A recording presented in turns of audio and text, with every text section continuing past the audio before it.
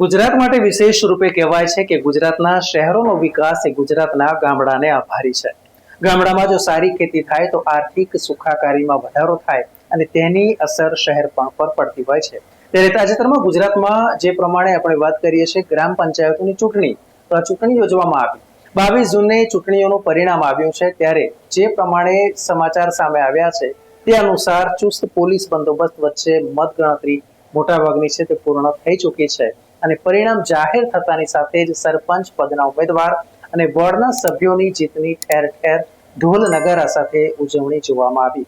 ક્યાંક જીત અને ક્યાંક હારના દ્રશ્યો સામે આવ્યા તો ક્યાંક જીતની ખુશીમાં ભાવુક દ્રશ્યો પણ સર્જાયા. જીતનું ખુશીમાં સમર્થકો અબીલ ગુલાલ અને નોટો ઉડાડતા પણ જોવા મળ્યા. નમસ્કાર, રિયલ વોઇસ ઓફ ઇન્ડિયામાં આપનું સ્વાગત. મારું નામ છે નેહલ મોદી. રાજ્યમાં કુલ મળીને 8,326 ગ્રામ પંચાયતોની ચૂંટણી યોજાવાની હતી અને તેમાંથી 4,564 ગ્રામ પંચાયતોમાં સામાન્ય ચૂંટણી અને 3,524 ગ્રામ પંચાયતોમાં પેટા ચૂંટણી યોજાઈ હતી. સામાન્ય હેઠળની ચૂંટણી અંતર્ગત 4,564 માંથી 751 ગ્રામ પંચાયતો સમરસ ડિક્લેર થઈ છે. મતલબ કે ત્યાં સ્વેચ્છાએ એક ઉમેદવારને પસંદ કરવામાં આવ્યો છે જે સરપંચની જવાબદારી અદા કરશે. મતલબ કે આ જે છે વિસ્તાર કે જ્યાં બિનહરીફ રીતે જે તે વ્યક્તિની પસંદગી થાય છે સરપંચ તરીકે. ત્યારબાદ 3,541 માંથી 272 ગ્રામ પંચાયતોમાં બેઠકો બિનહરીફ થવાને કારણે અથવા તો ઉમેદવારી ન નોંધાવાને કારણે બેઠકો ખાલી રહી હતી, ચૂંટણી થઈ નહોતી. બીજી બાજુ જો પેટા ચૂંટણીની વાત કરીએ તો 3,524 ગ્રામ પંચાયતો પૈકી બિનહરીફ થવાના કારણે અથવા તો ઉમેદવારી ન નોંધાવાના કારણે બેઠક ખાલી રહી હોય એવી કુલ 3,171 ગ્રામ પંચાયતોને બાદ કરતા 353 ગ્રામ પંચાયતોમાં ચૂંટણી યોજાઈ રહી છે. વાત કરીએ કડી અને વિસાવદરની તો આ બંને વિધાનસભા પેટા ચૂંટણી હોવાથી કડી અને જોટાણા તાલુકાની ગ્રામ પંચાયતો, આ ઉપરાંત વિસાવદર વિધાનસભામાં ભેંસાણ, વિસાવદર, જુનાગઢ ગ્રામ્ય તેમજ બગસરા તાલુકામાં આવતી 2,000 થી વધુ ગ્રામ પંચાયતોની ચૂંટણીઓ મોકૂફ કરવામાં આવી હતી. કુલ મળીને 239 સ્થળોએ 1,080 હોલમાં મતગણતરી હાથ ધરવામાં આવી હતી. મતગણતરી પ્રક્રિયા માટે 13,444 કર્મચારીઓ અને કાયદો વ્યવસ્થા જાળવવા માટે 14,231 પોલીસ કર્મચારીઓ તૈનાત કરવામાં આવ્યા હતા. મહત્વપૂર્ણ છે કે ભરૂચ જિલ્લાના જંબુસર તાલુકાના ખાનપુર દેહ ગ્રામ પંચાયતની ચૂંટણીમાં એક અનોખો કિસ્સો જોવા મળ્યો કે જ્યાં પતિ અને પત્ની બંને સરપંચ માટે, બંને ગ્રામ વિકાસ માટે ઉમેદવારી નોંધાવી હતી. આ ચૂંટણીમાં વહીદાબેન અબ્દુલ રશીદ પટેલ 2009 મત મેળવીને સરપંચ તરીકે વિજેતા બન્યા તો તેમના પતિ અબ્દુલ રશીદ પટેલ પણ વોર્ડ સભ્ય તરીકે ચૂંટાયા. આ દંપતીની જીતનો આનંદ ગ્રામજનોએ ઘોડા ઉપર ભવ્ય વિજય ઉત્સવ યોજીને મનાવ્યો. વાત કરીએ અમરેલી જિલ્લાના વડિયા તાલુકાના ઈશ્વરિયા ગામે એક અનોખી ઘટના કે જેમાં 80 વર્ષીય વૃદ્ધ મહિલા મોતીબેન ડાયાભાઈ સોંદરવા સરપંચ તરીકે ચૂંટાઈ આવ્યા છે.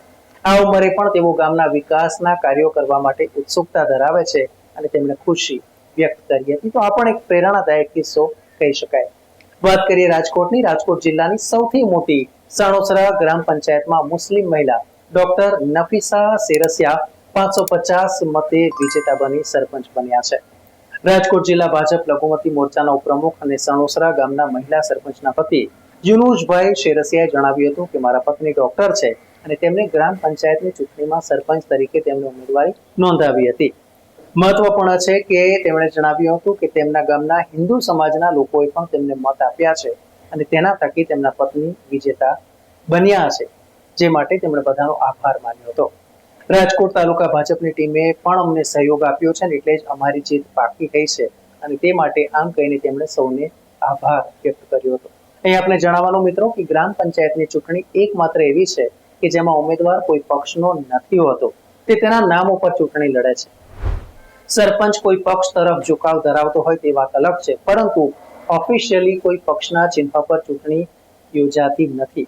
આ ચૂંટણીમાં સૌથી રસપ્રદ વાત એ છે કે કેટલાક ઉમેદવાર ઘરે સંડાસ નહીં હોવાને કારણે તેઓ નિયમ પ્રમાણે તેઓ હરીફાઈ તરીકે ઉભા રહ્યા ન હતા અને સામેની વ્યક્તિ છે તે બિનહરીફ ચૂંટાઈ આવી હતી.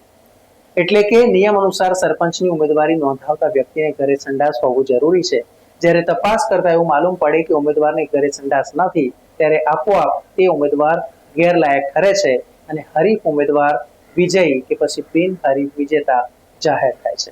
હવે જોવાનું એ છે કે આગામી સમયમાં સરપંચો પોતાના ગામનો વિકાસ કેવો અને કઈ રીતે કરશે.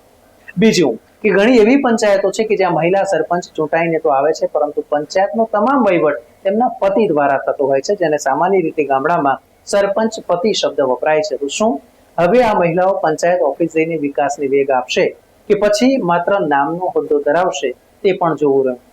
ન્યૂઝ વ્યૂઝ અને એનાલિસિસ માટે આપ જોતા રહો રિયલ વોઇસ ઓફ ઇન્ડિયા.